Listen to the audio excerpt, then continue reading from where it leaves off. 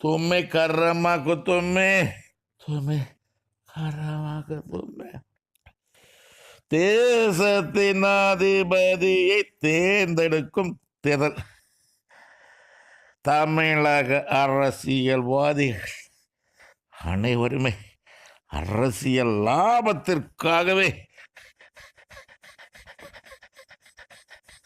அவனின் ஆதரவாளர்கள் கூட்டமாக கூட்டிக் கொண்டிருக்கிறார்கள்.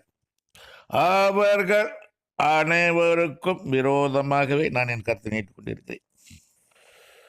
தேசத்தின் அதிபதியாக பணி செய்ய ஒருவனுக்கும் தமிழக அரசியல்வாதிகள் ஒருவனுக்கும் தகுதி இல்லை.